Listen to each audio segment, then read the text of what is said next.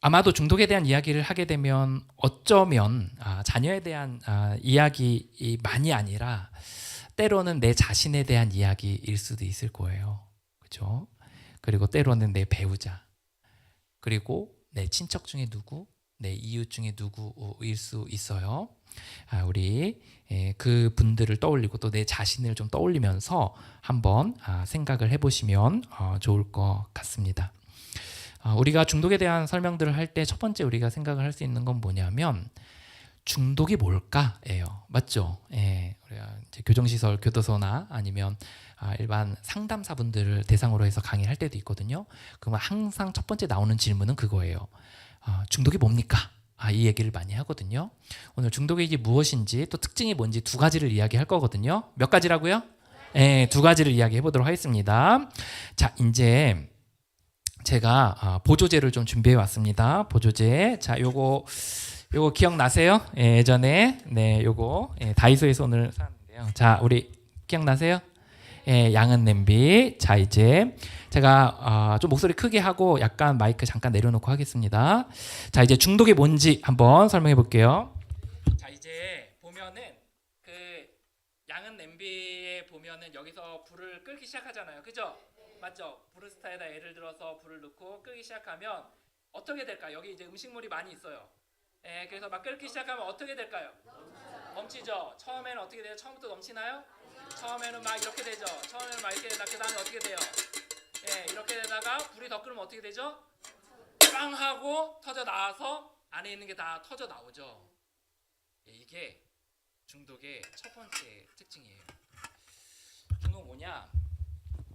일단 발동을 걸리면 일단 시작을 하면 계속해서 진행을 하게 돼요. 중간에 멈추는 거는 없습니다. 물론 10번 중에 한두 번 또는 100번 중에 뭐 10번, 20번 멈출 수 있죠. 하지만 나중에 몰아서 해요. 이렇게 한번 시작을 하게 되면 나중에 되면 어떻게 되냐면 점점 끓다가 이게 중간에 멈추지 못하고 뻥 하고 터져서 바깥으로 넘쳐나는 거예요. 끝까지 가게 되는 겁니다. 이게 중독의 첫 번째 특징이에요. 한번 시작하면 절대 멈추지 못하고 끝까지 가게 된다. 라는 겁니다. 자, 이제 몇 가지 예시를 들어보려고 하고요. 그리고 뭐든지 여기에 해당이 될 수 있어요. 예를 들어 술을 볼까요? 어떤 사람이 술에 문제가 있어요. 술에 뭐 중독이냐 아니냐를 가지고 고민해요. 근데 이 사람의 특징이 이거라고 쳐요. 이 사람이 한 번 술을 한 잔을 꼴깍 하고 마셔요. 그러면 절대 한 잔에 멈추는 법이 없는 거예요. 2잔을 먹고요. 3잔을 먹고요. 4잔을 먹고요. 어느 날 정신을 차려보면 집안이 술병이 이렇게 쌓여 있고 토사물이 막 있고 그리고 막 뒤둥글어서 내가 어디인지 여기가 뭔지 하면서 숙취에 괴로워하게 되는 일들이 생기게 되는 거예요. 그냥 방 안에서만 마시면 다행이게요. 어쩔 때는 길바닥에 나가기도 하고요. 때로는 음주 운전을 해서 정신을 차려보니 서울에서 운전해서 부산까지 가서 차를 잃어버린 경우들도 있는 거죠. 때로는 여성들을 잘못 이렇게 해서 정신을 차려보니 구치소에 있거나 이렇게 되는 일들까지 있죠.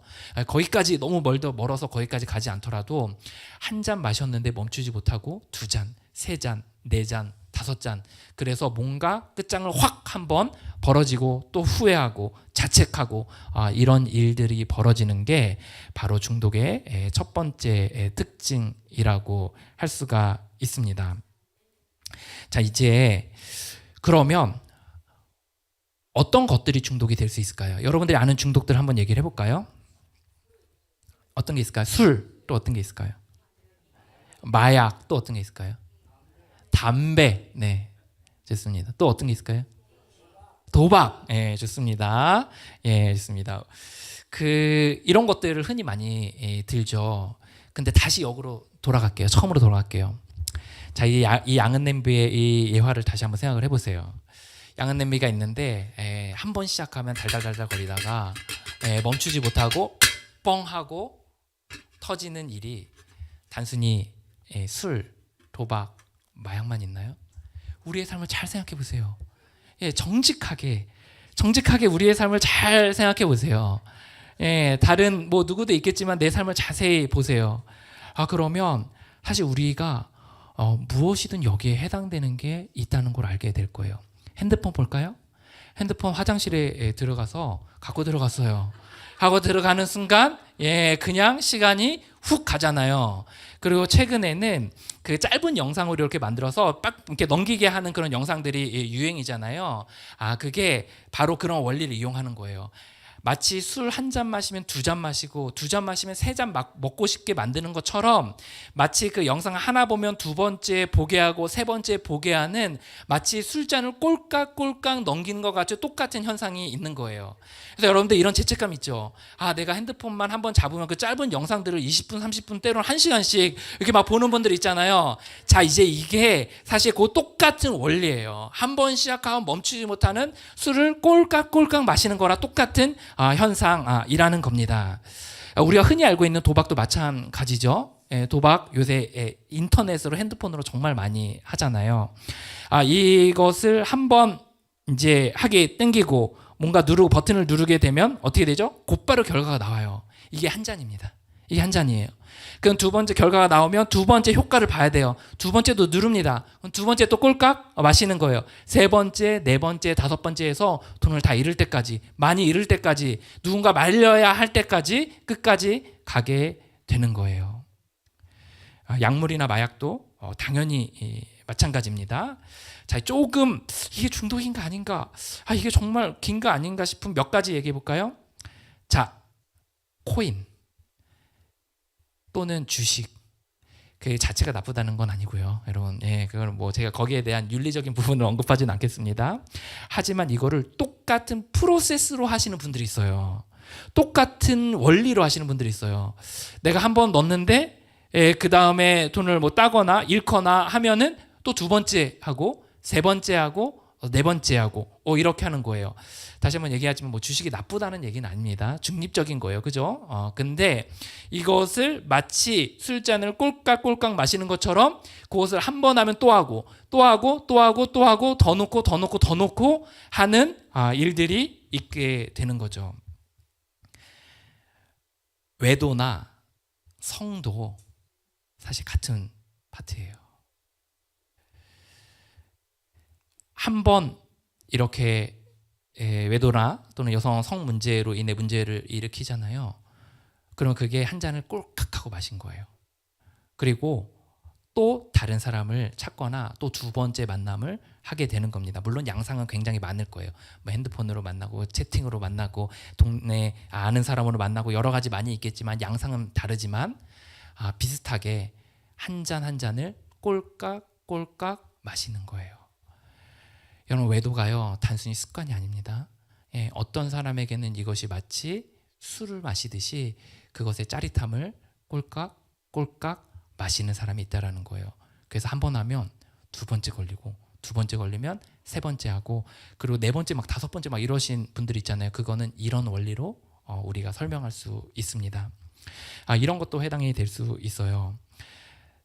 사업을 연쇄적으로 벌이시는 분들이 있어요. 자, 우리가 이거를 동네에 꼭 한 분씩 있고 때로는 우리 가족 중에 또는 내가 그런 경우 있잖아요, 그죠? 사업을 연쇄적으로. 사실 돈만큼 강력한 게 없어요. 돈만큼.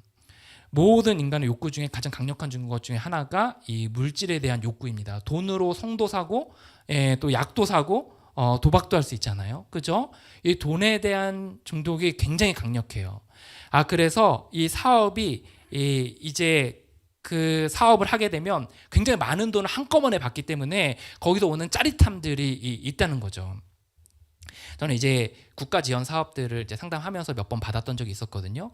그냥 매번 뭐 교회에서 오는 사례비 뭐 몇백 이렇게 조금씩 받으면서 생활하고 또 아내가 벌어온 돈으로 이렇게 사는데, 국가 지원 사업을 하니까 막 4,600만 원이 한꺼번에 확 이렇게 들어오는 거예요. 그리고 그거로 막 옆에 사람들 보니까 돈을 엄청 불려서 막 몇십억으로 만들고 막 이렇게 하더라고요. 제가 그 그라운드에서 몇 년을 보내면서 느낀 게, 야, 돈이 진짜 강력하구나. 여기에 정신이 횟가닥할 수 있구나. 그 사람은 한 번 예를 들어서 어떤 사람이 사업으로 1,000만 원으로 시작했는데 10억을 벌었다고 쳐요. 이거보다 더 큰 배당이 어디 있습니까? 확 하는 거예요. 그럼 1초 만약에 해가지고 또 사업을 잘 안 됐죠. 그러면 첫 번째 땄던 경험이 있는 거예요.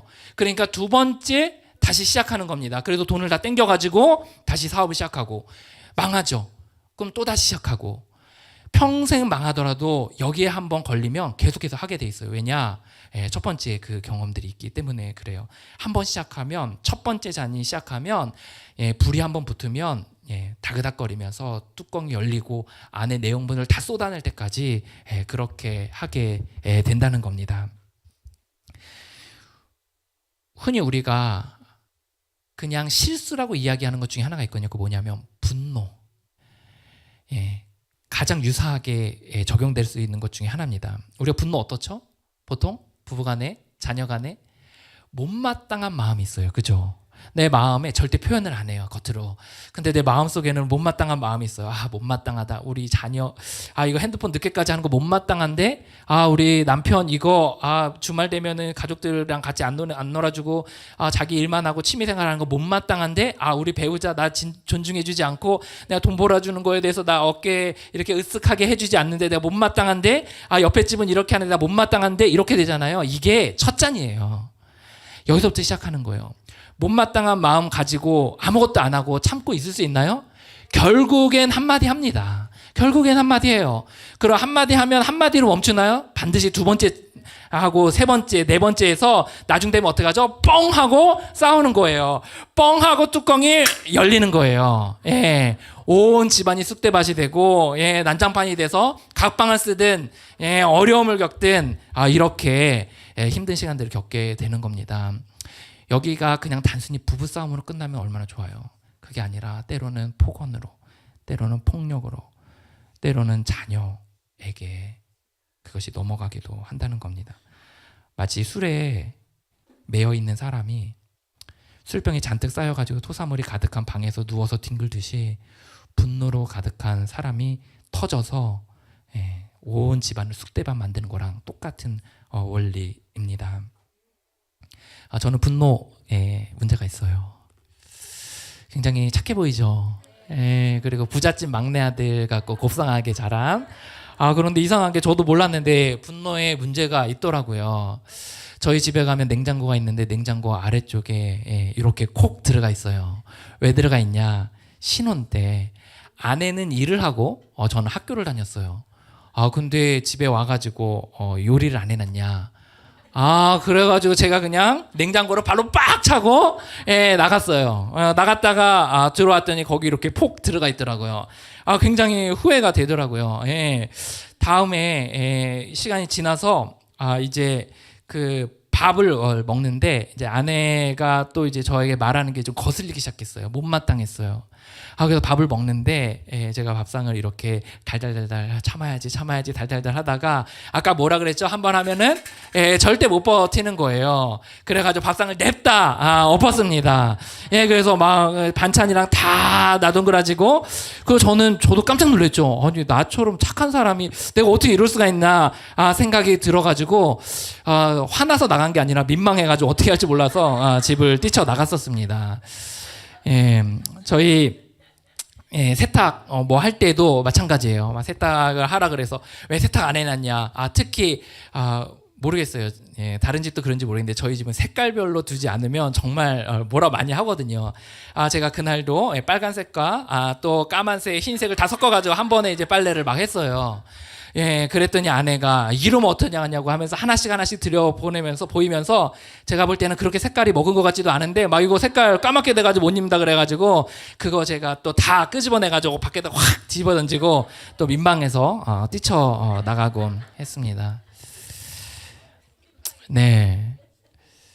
항상 시작은 못마땅한 마음이더라고요. 은근히 제 마음속에 못마땅한 마음이 있고요. 제가 확률적으로 봤을 때 물론 제가 회복의 도구들을 쓰고 나서는 빼고요. 그 이전에 못마땅한 마음을 갖고 나서 아내에게 표정이든 말이든 행동이든 뭔가 외하지 않은 게 거의 없었던 것 같아요. 물론 10번 중에 한두 번이 있지만 한두 번 있더라도 나중에 세 번째 그걸 다 몰아가지고 빡 이렇게 터뜨리는 일들이 있었습니다. 네, 제가 분노로 인해서 어려움을 겪으면서 이제 공부를 시작했어요. 물론 신학교 가고 또 여러 책들과 특히 인간론에 대한 공부들을 하면서 제가 깨달은 거는 그거였어요. 이것도 한 번 시작하면 멈추지 못하는구나. 한 번 시작하면 멈추지 못하는구나 라는 거. 네, 사실 여기 제가 대본에는 이 멈추지 않는 것에 대해 이해되지 않으시죠? 이렇게 물어보려고 했는데 다 이해하시는 것 같아가지고 제가 굳이 이걸 해야 되나 이렇게 생각이 드는데 여러분들 이해가 안 될 수가 있어요. 남편이 이렇게 웩 해가지고 화를 내는 것에 대해 이해 안 될 수 있죠. 그죠? 우리 아내가 왜 이렇게 잔소리를 갑자기 하나 이해가 되지 않을 수 있죠. 그리고 중간에 꼭 멈추지를 않아요. 좀 멈춰주면 좋겠는데 끝까지 가요. 우리 그 아이가 한 번 시작하면 핸드폰을 멈추지 않는 것에 대해서 이해되지 않잖아요. 그죠? 이것에 대해서 우리가 어떻게 설명할 수 있냐면 이거랑 비슷해요. 완전 다른 예시긴 하지만 느낌은 굉장히 비슷합니다. 여러분들 어떤 일을 가다가 길을 가거나 아니면 차를 타거나 이러다가 화장실이 급해져 본 적 있으세요?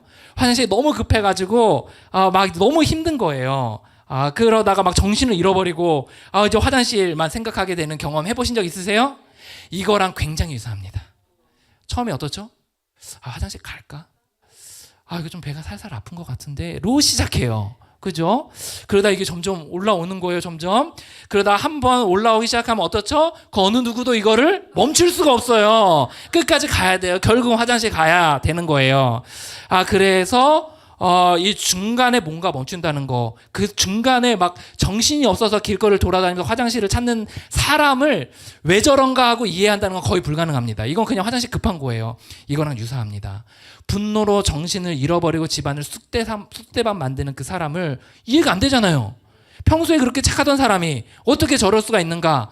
평소에 그렇게 나에게 자상하던 엄마가 그 핸드폰 때문에 나한테 어떻게 이럴 수가 있는가? 평소에 공부 열심히 하던 아이가 핸드폰만 잡으면 왜 제정신이 아닌가? 그럴 수 있어요. 한번 화장실에 가고 싶으면 끝까지 가게 되거든요. 그 중간에 급할 때는 정신을 잃어버리거든요. 이거랑 굉장히 유사한 겁니다. 아직도 이해를 못하시는 분이 있을 것 같아서 특별히 여자분들, 여자 성도님들, 드라마를 얘기를 해볼까요? 드라마를 1부부터 52부작까지를 보고 있는 거예요. 근데 너무 재밌어요. 난리예요. 막 사람들이 만나기만 하면 이 얘기를 하는 거예요. 그래서 나는 일단 시작을 했어요. 1편을. 남들이 너무 재밌다 그래서 2편을 보고 3편을 보고 23편을 보고 4편을 보고 막 그래서 이제 거의 뭐 며칠 뒤면 끝나요. 몇 주 뒤면 끝나요. 그래서 오늘 이제 막바지에 그 이야기를 이제 보려고 이제 막 해서 앉아서 자리에 앉아서 막 보려고 하는데 남편이 여보 나가서 산책하자. 이렇게 얘기를 하는 거예요. 나랑 나가서 놀자라고 이야기하는 거예요. 그때 어때요? 얼마나 미워요. 이 남자가 왜 이러나. 그러면 남편 입장에서는 어떻죠? 그 드라마를 보는 아내가 이해가 되지 않겠죠. 이렇게 소중한 나와의 시간을 버린단 말이야? 내가 중요하지 않단 말이야? 라고 하면서 자존심이 상할 수 있겠죠. 그럴 수 있습니다. 그럴 수 있어요. 한 번 시작하면 멈추지 못하거든요. 끝까지 달리거든요. 자, 그러면 이럴 때 어떻게 해야 될까요? 퀴즈. 어떻게 해야 될까요? 일단 시작을 했어요. 그럼 이런 사람들은 어떻게 돼야 될까요? 술 깨고 만나는 거예요. 다른 답이 없습니다. 다른 답이 없어요. 다음 날이 돼서 만나는 거예요. 게임 끝나고 얘기하는 거예요. 가끔 어머님들 아이 핸드폰 하고 있는 애 코드 뽑아가지고 그럼 아이 어떻죠? 막 쑥대밭을 하면서 난리를 피죠. 사실 그게 아니라 끝나고 이야기하는 거예요. 얘기하지 말라는 게 아니라 끝나고 맑은 마음일 때 화장실 가고 싶지 않을 때 드라마 52부작 끝났을 때 그때 이야기하는 거예요. 물론 급한 경우 있어요. 급한 경우. 급한 경우는 강제로라도 해야 돼요. 얘가 막 약을 해요. 주사로 약을 해요. 근데 강제로 해야죠. 또 술 먹다가 장치로 들어가서 죽음의 문턱까지 다다라서요. 그러면 끄집어내서 나와야죠. 하지만 그런 게 아니라면 끝나고 나서 차분할 때 남편도 아내도 자녀도 본정신이 들어왔을 때 이야기하는 겁니다. 역시 혹시 자녀분들 계시나요? 자녀분들도 부모를 대할 때도 마찬가지예요. 우리 부모가 지금 너무 화가 나셨다. 끝나고 얘기하는 거예요. 끝나고 그게 신상에 이롭습니다. 큰일 납니다. 나중에. 자, 조금 더 깊이 들어갈까요? 조금 더 한 단계만 더 들어갈게요. 자, 궁금하지 않으세요? 왜 한 번 시작하면 멈추지 못하는가? 왜 한 번 시작하면 멈추지 못하지? 에 대해서 잠깐 이야기 나누겠습니다. 인간은요, 기본적으로 욕구들과 본능들이 있어요. 예를 들어 이런 거죠. 인정에 대한 욕구들이 있죠. 누구나. 안전에 대한 욕구, 또 통제하고자 하는 욕구, 또 육체적인 욕구들도 있어요. 흔히 우리가 어떻게 생각을 많이 하냐면, 우리가 이런 것들을 하는 게 뭐 음식에 대한 욕구, 또는 뭐 인정에 대한 욕구, 또 성에 대한 욕구로 이런 것들을 한다고 생각하거든요. 근데 그러지 않습니다. 여러분, 이거 욕구가 아니에요. 이거는 우리 교본에 나오는 이야기인데요. 이런 욕구들이 과도하게 커짐으로써 나중에 병적인 욕구가 따로 생기게 돼요. 이거를 중독 쪽에서는 갈망이다라고 이야기해요. 갈망감. 그래서 마약 중독 쪽에 대한 다큐들을 보면 나 갈망감 때문에 미치겠어요, 막 이렇게 하는 다큐들이 있거든요. 그 갈망감입니다. 한번 시작하니까 멈추지 못하겠다는 거예요. 이 병적인 욕구인 갈망감이라는 게 생기는데요. 이게 한번 생기면 없어지지가 않아요. 그리고 이거를 들고 다닌다는 건, 갈망이 있다는 건 뭐냐면 마치 그 휘발유통을 계속 들고 다니는 거랑 똑같아요. 그래서 관련된 그 영역에 건드려지면 확 터지고, 건드려지면 터지고 이렇게 되는 거예요. 어떤 사람은 도박에 갈망감이 있어요. 그럼 그 사람은 핸드폰으로 도박에 관련된 뭔가를 딱 한 번 시작하면 이 갈망의 불이 확 붙어서 그 다음에 두 번째, 세 번째, 네 번째로 가게 되는 거예요. 술에 대한 갈망감이 생긴 사람이 있어요. 그러면 이 사람은 술을 한 잔 딱 마시잖아요. 그러면 두 번째, 세 번째, 네 번째로 가게 되는 거예요. 종류는 다 다르죠. 근데 어떤 것이든 이 갈망감이 꽂힐 수가 있습니다. 그리고 한번 꽂히면 이것이 없어지지가 않는 거예요. 이런 성향의 사람들은 어떤 영역에서 갈망감이 있는지를 보시고, 그 영역에서 나는 한번 시작하면 멈추지 못하는 사람이구나 라는 것에 대한 인정이 필요하다는 겁니다. 그리고 하나만 갈망감이 꽂히는 게 아니라, 갈망감은 그 모든 문제들로 다 해당이 될 수 있어요. 그래서 교차로 될 수가 있어요. 어떤 사람은 분노뿐만 아니라, 어떤 사람은 인터넷, 어떤 사람은 도박, 어떤 사람은 술과 도박, 이렇게, 어떤 사람은 술과 도박, 여자, 뭐 이렇게도 이렇게 여러 개가 걸릴 수가 있다는 거죠. 그래서 갈망감이 생겼기 때문에 한 번 시작하면 멈추지 못한다까지 이해하시면 될 것 같습니다. 되셨나요? 자, 이제 그 두 번째 특징에 대해서 이야기하도록 하겠습니다. 첫 번째 특징은 뭐냐면 갈망감이에요. 갈망감. 두 번째 특징은 좀 용어가 조금 약간 이상하긴 한데, 미친 정신 뭐 이런 표현들을 쓰긴 하거든요. 그래서 insanity라는 영어로 표현을 쓰고, 그 멘탈 트위스트라 그래서 머리가 꼬이는 현상을 얘기를 하거든요. 그래서 생각, 정신, 요 파트에 대해서 이야기 나누도록 하겠습니다. 자, 이제 퀴즈 잘 맞춰보세요. 한 번 시작하면 한 번 시작해서 멈추지 않는다면 어떻게 해야 될까요? 다시 예화로 돌아가겠습니다. 자, 이제 불이 이제 붙어가지고 막 밑에서 끓기 시작하는 거예요. 그래가지고 막 달달달달달 해가지고 나중에 시간이 되면 땅 하고 빵 터져요. 그러면 이 사람은 이걸 어떻게 해야 할까요? 네네, 불을 꺼야 되죠. 하나 더 제가 보여드리도록 하겠습니다. 자, 이제 불을 꺼야죠. 그죠? 불을 안 붙이는 게 답이죠. 근데요, 이제 중독의 두 번째 특징이, 잘 들어보세요. 그럴 수가 없습니다. 한 번 여기에 꽂힌 사람은 그럴 수가 없어요. 불을 계속해서 틀게 돼요. 자, 이게 안전합니다. 그래서 뭐 불나진 않으니까 너무 걱정하지 않으셔도 되고요. 요게 토치거든요. 불 이렇게 하면 딱 나는 그 작은 라이터예요. 저는 담배는 안 핍니다. 그래서 살짝 이렇게 하는 건데, 자, 이제 여기다가 이제 불이 나오긴 나와요. 라이터처럼. 자, 보세요. 이게 처음에 이렇게 불이 쫙 터져 나오는 이유가 뭐예요? 여기가 끓어서 터져 나오는 이유가 누군가가 불을 딱 하고 붙였기 때문에 그렇잖아요. 그죠? 그러면 해결책은 굉장히 단순해요. 불을 안 붙이면 되잖아요. 그죠? 불을 안 붙이면 돼요. 너무 쉽습니다. 근데요, 이 딸깍을 하지 말아야 되잖아요. 근데 한번 머리에 각인이 되잖아요. 절대로 없어지지 않습니다. 네버. 절대 없어지지 않습니다. 여러분, 여기에 술 문제가 있으신데 난 아니다라고 생각하시는 분들 혹시 있으십니까? 집에 가서 다큐로 의사 선생님들이 관련된 영상 다 찾아보세요. 저는 이 부분에서 의구심이 들어서 연세대학교 신경정신과 의사 선생님에게 은퇴하신 의사 선생님에게 전화하셔서 실제 이 원리에 대한 이야기를 들었을 때 똑같은 이야기를 하셨어요. 우리의 머리가 한번 어떤 부분에 각인이 되면 절대로 없어지지 않습니다. 좀 더 자세하게 뇌과학적으로 얘기를 해볼까요? 우리의 머리에 그 이제 신경을 전달하는 물질이 있는데 이때 도파민들이 나온다고 해요. 근데 우리가 뭔가 짜릿한 것을 딱 할 때 도파민이 팍 하고 나와서 이쪽으로 신경을 전달하는 물질이 나오거든요. 그때 한 번에 빡 하고 기억이 새겨지잖아요. 그러면 그게 잊혀지지 않는 거예요. 그리고 때로는 의식 속에 있을 때도 있는데 때로는 무의식으로 내려가 있을 때도 있어요. 그래서 이런 분들 있죠. 난 지금 하고 싶지 않아. 나 술 끊었어. 나 도박 끊었어. 나 여자 생각 더 이상 나지 않는데 막 야동 이런 거 안 보는데 나 이상 이제 더 이상 이 부분에 있어서 문제가 없는데 라고 이야기하는데 어느 순간에 가면 또 시작해요. 왜 그래요? 각인이 된 거예요. 이미 내가 망가진 거예요.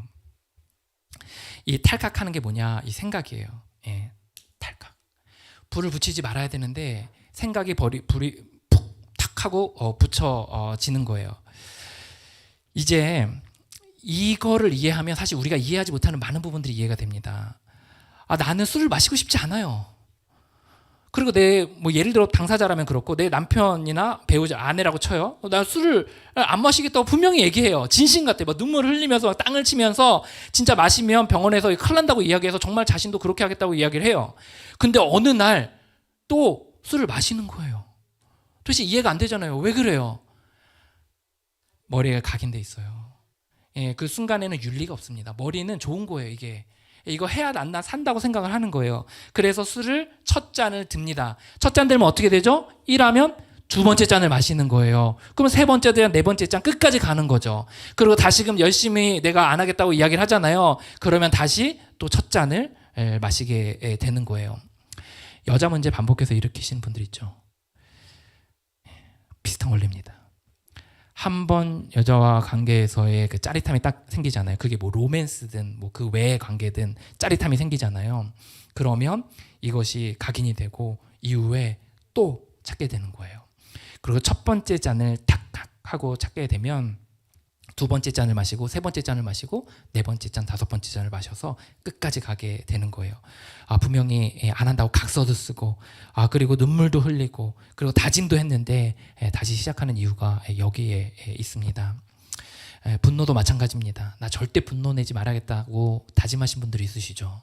내 자녀에게, 내 남편에게, 그리고 내 주변의 사람들에게 나 절대 분노하지 말아야지. 더 이상 이렇게 좀 못난 모습 보이지 말아야지라고 생각했는데 다시 끝까지 가는 거예요. 그것도 역시 내 못마땅한 생각이 각인돼 있고 그것이 탈칵하고 건드려지는 거예요. 투자는 어떨까요? 사업은 어떨까요? 도박은요? 약물은요? 이해가 되지 않으실 수 있어요. 그러면 저는 이 비유를 얘기하고 싶습니다. 다이어트를 한다고 칩시다. 근데 난 다이어트를 해가지고 지금 뭔가 좀 건강한 몸을 만들고 싶어요. 그래가지고 내가 40일 작정 다이어트를 이제 하는 거예요. 열심히 막 하는 거예요. 난 이제 뭐만 하고 시간에 먹고 안 먹고 뭐는 하면서 칼로리를 조절하면서 열심히 하는데 좋아요. 안 먹는다고 쳐요. 아니면 그 과정 가운데서 이렇게 가는데 대부분 실패를 많이 하잖아요. 근데 실패하는 이유 중에 뭐죠? 길 가다가 갑자기 짜장면 생각이 나는 거예요. 길 가다가 예전에 먹었던 막 비빔국수에 이렇게 고기 해가지고 막 먹었던 그게 갑자기 생각이 나는 거예요. 누군가가 얘기하는데 눈앞에서 누군가 먹는 게 너무 맛있어 보이는 거예요. 예전에 막 식구들과 이렇게 먹었던 그 생각들이 나는 거예요. 그 생각이 나면 어떻죠? 몇 번은 참아요. 좋아요. 몇 번은 참아요. 근데 결국엔 넘어가게 됩니다. 다이어트는 간혹 참는 분들도 있죠. 근데 때로는 음식의 문제가 정말 중독적으로 있으신 분이나 도박이나 분노나 술이나 외도나 투자나 사업이나 이 부분에 있어서 머리에 각인이 되어 있는 그 누군가라면 반드시 재발합니다. 반드시 재발할 확률이 높습니다. 아닙니다. 반드시 재발해요. 이거를 이해하게 되면 많은 문제들이 이해하게 됩니다. 자, 그러면 이 프로세스를 좀 더 설명하겠습니다. 그럼 이 머릿속에서 도대체 어떤 프로세스를 일으키기 때문에 이러는가라고 이야기해 볼게요. 이 머릿속에서 어떤 현상이 생기냐, 한번 각인이 되면 이 머리는 어쨌든 내 마음으로 안 해야겠다고 생각하는데 머리는 나를 틀어서 이걸 하게 해야 되거든요. 두 가지 현상이 생기는데, 첫 번째는 합리화를 하게 해요. 야, 남들도 다 먹잖아. 나 1년 동안 술 한 방울도 안 마셨잖아. 나 분노 이 정도는 내야지 아이가 정신을 차리게 만들지. 여자 남들도 다 왜도 해. 다 사람 만나. 그리고 나 밤에 막 영상 보고 그리고 막 이런 문제들을 일으키는데 뭐 남들도 다 이렇게 하잖아. 나 오늘 수고했으니까 라고 하면서 합리화를 해요. 합리화는요, 대표적으로 내 머리가 나를 하게 만들려고 내 머리를 트는 겁니다. 두 번째로는 무의식적으로 하는 거예요. 가끔 경험담 중에 이런 경험담이 있거든요. 내가 정신을 차려보니까 편의점에서 술병 앞에 꺼내고 있더라고요. 일리 있는 얘기예요. 하도 술을 먹고 싶으니까 무의식적으로 짚고, 무의식적으로 먹고, 무의식적으로 땡기고, 무의식적으로 보고, 만나고, 연락하고, 이런 현상들이 생깁니다. 결론적으로는 결국 생각에 각인이 되고 하게 된다는 겁니다. 이렇게 이 두 가지 때문에 결국 계속해서 문제가 되는 거예요. 첫 번째는 뭐죠? 한번 시작하면 멈추지 못해요. 왜냐하면 갈망 때문에. 두 번째 특징이 뭐냐면 시작하지 말아야 돼요. 시작하지 않으면 그냥 모든 게 끝나요. 근데 시작을 하죠. 왜냐? 머리에 각인이 되어져 있으니까요. 우리는 분노에, 외도에, 술에, 도박에, 때로는 자살 충동과 자해에도 때로는 중독이 된다는 거예요. 이처럼 뭔가의 반복적인 거에 짜릿함을 느끼게 되고 여기에 계속해서 문제를 일으키게 된다는 겁니다. 자, 그러면 어떻게 해야 될까요? 제일 궁금한 부분이죠.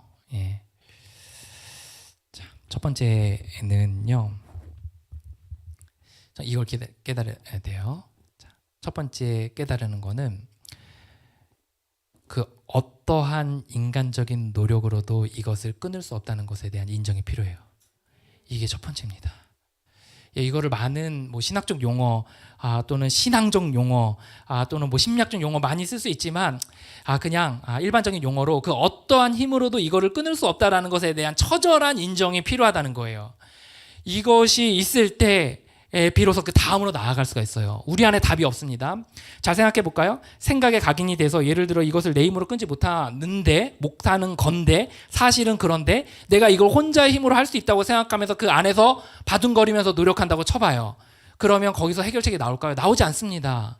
먼저 우리가 해야 될 건 뭐냐면 내 안에 이것을 끊을 힘이 없다는 것에 대한 인정이 필요하다는 거예요.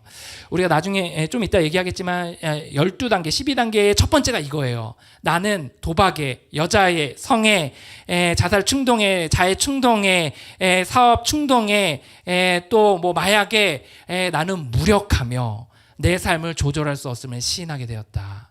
라는 거예요. 이것이 처절하게 내 마음속에서부터 인정이 될 때 그 다음으로 나아갈 수 있는 겁니다. 이 부분 이해되셨나요?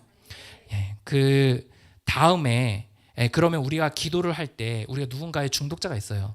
중독 이슈가 분명히 있어요. 그럼 이 사람을 위해 기도할 때 어떤 부분을 가지고 기도를 많이 하시고 앞부분에 하시고 집중적으로 하셔야 되냐면, 하나님, 내 남편 이거 자신의 힘으로 끊을 수 없다는 걸 인정하게 해주세요. 하나님, 이 문제를 우리 자녀가 혼자의 힘으로 해결할 수 없다는 것에 대해서 인정하게 해주세요. 하나님, 이 문제를 온전히 우리 안에 끊을 힘은 우리 안에 없다는 것에 대해서 인정하게 해주세요. 라고 이 부분을 집중적으로 중보기도해야 돼요. 자, 이제 두 번째로 우리에게 필요한 게 있거든요. 자, 퀴즈. 자, 내 안에 힘이 없어요. 내 안에 힘이 없어요. 그러면 힘을 어떻게 해야 될까요? 어떻게 해야 될까요? 그렇죠. 맞습니다. 굉장히 훌륭하시네요. 깜짝 놀랐습니다. 받아서 쓰는 거예요. 맞아요. 내 안에 힘이 없으니까 바깥에서 받아서 쓰는 거죠. 맞나요? 받아 쓰는 거예요. 자, 이제 역사 이야기를 잠깐만 하겠습니다. 중독자들이 이 시대만 있었을까요? 아니에요. 예, 옛날에도 있었습니다. 예, 뭐 1900년대, 800년대도 계속 있었겠죠. 그런데 아주 옛날에는 막 아주 좀 비인간적으로 막 그렇게 대했어요. 그런데 1930년대에 의미 있는 사건 하나가 생겨요. 영국을 중심으로 한 유럽 일대에 이런 사람들이 생겼어요. 어떤 사람들이냐면, 나는 예수님께 인생을 드렸어요. 난 예수님을 따라 살아가고 싶어요. 예수님께 인생을 드렸어요. 하나님의 자녀가 되었어요. 구원의 확신도 있어요. 그런데 중독이 끊어지지 않는 거예요. 이것에 대해서 왜 나는 이럴까? 왜 내 삶이 변하지 않을까에 대한 심도 있는 논의가 있었습니다. 이들이 옥스퍼드 대학 중심으로 해서 대학가의 지성인들이었거든요. 이분들이 왜 내가 이렇게 되지 않는가에 대한 고민 가운데 그들이 깨달았던 건 이거예요. 내가 예수 그리스도에게 인생을 드려 하나님의 자녀가 되었지만, 예수 그리스도의 죽으심과 부활과 승천으로 우리에게 주어진 선물인 성령 하나님을 모시고도 우리는 성령 하나님의 힘을 받아 쓰는 법을 몰랐구나, 하지 않았구나, 할 수 없었구나 라는 것에 대한 깨달음이 있었어요. 그리고 나서 이들이 몇 가지 원리들을 발견해서 성령 하나님과 연결되는 원리들에 대해서 계속해서 실험하고 노력하고 계속해서 애를 썼습니다. 그러는 가운데 이 가운데서 많은 중독자들이 끊어지기 시작했어요. 힘이 없는 걸 인정하고 힘을 받아다 쓰다 보니까 그 중독이 끊어지게 되는 현상들이 생기게 되었다는 거예요. 그러는 가운데서 유명한 한 예화가 있는데요. 심리학의 유명한 심리학자들 중에 칼 융이 있어요. 프로이트와 양대 산맥인 칼 융에게 알코올 중독자가 갔어요. 그리고 알코올 중독자가 칼 융에게 나 좀 고쳐달라고 얘기했어요. 그때 칼 융이 했던 유명한 일화가 있습니다. 나는 당신과 같은 케이스를 단 한 명도 고친 적이 없습니다. 그러니 저기 옥스퍼드 그룹에 가서 하는 신앙 공동체 가서 고치십시오 라고 이야기했어요. 그리고 실제 그 사람이 그곳에 가서 중독을 끊었습니다. 이후에 이제 이쪽에서 옥스퍼드 그룹과 좀 별개로 알코올을 중심으로 해서 내가 좀 끊어보겠다라고 이야기하는 사람들이 이제 나왔거든요. 공동체가. 그게 알코올릭 어노니머스라고 해서 익명의 알코올 중독자 모임이라는 유명한 AA라는 모임이 생기게 됐어요. 그리고 그 안에서 이제 이 원리들을 12개로 만들었어요. 그게 유명한 12단계라는 프로그램입니다. 12단계 1단계는 이거예요. 나는 알코올에 무력하며 내 삶을 조절할 수 없음을 시인하게 되었다는 거예요. 그리고 이 12스텝, 이 12단계는 결국 예수 그리스도의 인생을 드리고 성령 하나님에게 인생을 매일 드림으로 말미암아 그분의 지혜와 힘을 받아서 쓰는 프로그램이 바로 12단계 프로그램입니다. 그리고 이것이 일반 상담이나 또는 정신과나 또 이런 쪽에서 많이 가져다 써서 자꾸 이 신에 대한 부분, 하나님에 대한 부분을 자꾸 이렇게 축소시키려고 많이 애를 썼어요. 그런데 최근에 다시 기독교 쪽에서 여기에 하나님은 예수 그리스도고 예수 그리스도에게 인생을 드린 자와 함께하는 성령 하나님입니다라는 것으로 복원해서 다시금 12단계를 밟고 있습니다. 다시 돌아갑니다. 해결책은 무엇입니까? 힘이 없어요. 힘을 가져다 써야 돼요. 힘을 어떻게 가져다 써야 됩니까? 내가 인생의 주인되어 내 뜻대로 살아갔던 나의 인생을 실패했다는 것에 대한 처절한 인정 가운데 예수 그리스도의 인생을 드림으로 하나님의 자녀가 된 자들이 우리 안에 선물로 주어진 성령 하나님에게 날마다 내 인생을 드리고 그분의 뜻을 인생을 드리고 문제를 드려 그분의 지혜와 힘을 받아서 날마다 살아가는 이것만으로 살아감으로 회복이 되게 된다라는 거예요. 힘을 받아 날마다 쓰는 것 말고는 답이 없습니다. 이거 말고는 답이 없어요. 중독은 영적인 프로그램 이외에는 끊을 수 있는 것이 없습니다. 자, 그러면 이제 비신자를 대할 때 어려움이 있어요. 그죠? 비신자들 얼마나 어렵겠어요. 난 하나님 너무 싫어요. 나는 이제 하나님만 생각하면 예전에 막 교회 다녔는데 나 학대했던 막 그런 사람들 자꾸 생각나고 너무 어려워요. 이런 사람들에게 어떻게 이런 성령 하나님의 도우심들을 구하게 도와줄 수 있을까라고 할 때의 지혜들을 발휘했던 건 뭐냐면 바로 중간 다리를 만들자는 거예요. 뭐냐? 그 사람은 아직 예수님에게 인생을 드리지 못했을지언정, 성령님과 매일 연결돼서 살아가지 못할지언정 예수 그리스도의 인생을 드리고 매일 성령을 의지해서 살아가는 사람들이 함께하는 공동체의 글을 초청하는 거예요. 그리고 그 모임에 초청해서 나누고, 그리고 함께 기도하고, 그리고 그를 위해 중보하고, 그런 공동체 가운데 함께함으로 그들이 간접적으로 그들로부터 힘을 받아 끊어지거나 줄게 되는 영적인 체험들을 하게 된다는 겁니다. 그리고 거기서 그치면 안 되고요. 거기서 이제 더 나가서 이제는 하나님에게로 갑시다. 이제는 예수님을 믿읍시다. 이제는 성령님께 인생을 드립시다. 날마다 드립시다라고 나아가게 함으로 말미암아 그들을 성령님과 접붙여주는 그런 일들을 해야 되는 것입니다. 그래서 예배 공동체가 중요한 거예요. 그래서 우리가 하고 있는 그 소그룹이 중요한 거예요. 그리고 그곳에 있는 구성원들이 중요한 거예요. 그들의 구성원들이 날마다 무력함을 인정하고 성령을 의지함으로 말미암아 살아갈 때 그곳에 예수 믿지 않는 사람이 와서 앉아만 있어도 힘을 받는다니까요. 그렇게 하루하루 살아갈 때 죽을 때까지 절제하며 살아가는 거예요. 중독의 완치는 없습니다. 하루하루 힘을 받아 살아가는 것 이외에는 완치가 없습니다. 하지만 그렇게 살아간다면 죽을 때까지 절제하며 살아갈 수 있습니다. 저는 분노 문제로 인해 많은 문제를 일으켰습니다. 특히 제 큰딸에게 실수를 몇 번 했어요. 아이에게 매를 들고 이렇게 했는데 이제 중학생이 되니까 아이가 등치가 커가지고 이제 더 이상 매를 들면 안 되겠더라고요. 그래서 아이에게 선포했어요. 얘야, 내가 더 이상 너에게 매를 들지 않을게. 그리고 또 이게 한 해 정도 이렇게 지났습니다. 그런데 다시 제 마음 안에 못마땅한 마음이 올라오는 거예요. 그래서 내 마음 안에서 막 그것이 부글부글 끓기 시작하는 거예요. 그러는 가운데서 이 아이에게 이제 못마땅한 마음이 터져버렸습니다. 그래서 제가 매를 들었어요. 근데 제가 매를 들었던 그 순간에 제가 깜짝 놀랐어요. 아이가 저를 향해서 그 소파가 있는데 그 소파의 벽에 붙어가지고 벽에 딱 붙어가지고 저를 향해서 아빠 소리를 지르는 거예요. 그래서 제가 무슨 얘기인가 했더니 아이가 이렇게 얘기하는 거예요. 아빠, 내가 맞아도 좋은데 손에 있는 몽둥이만 바꿔줘, 이렇게 얘기하는 거예요. 근데 제 손에 몽둥이가 뭐가 있었냐면 그 빨래거리 같은 거 있잖아요. 쇠로 된 거, 그 긴 거, 그게 제가 정신을 못 차리고 그걸 집어들었는데 그 긴 걸 들고서 휘두르고 있었던 거예요. 아이가 너무 깜짝 놀랐고 저도 놀래서 그것을 내려놓고 이제 다른 걸로 이렇게 아이를 했습니다. 빗자루로 이렇게 했어요. 그리고 나서 제가 절망했습니다. 왜냐하면 그때가 한 15년, 제가 정말 내 인생의 변화를 위해서 노력했던 한 10년에서 15년 이상 지났던 때였거든요. 그때 제가 깨달았던 건 이거예요. 안 되는구나. 내 힘으로 안 되는구나. 그리고 그 욕실에 앉아서 제가 우는 소리가 바깥으로 들릴까 봐 욕실에 물을 틀어놓고 그 안 주저앉아서 펑펑 울었습니다.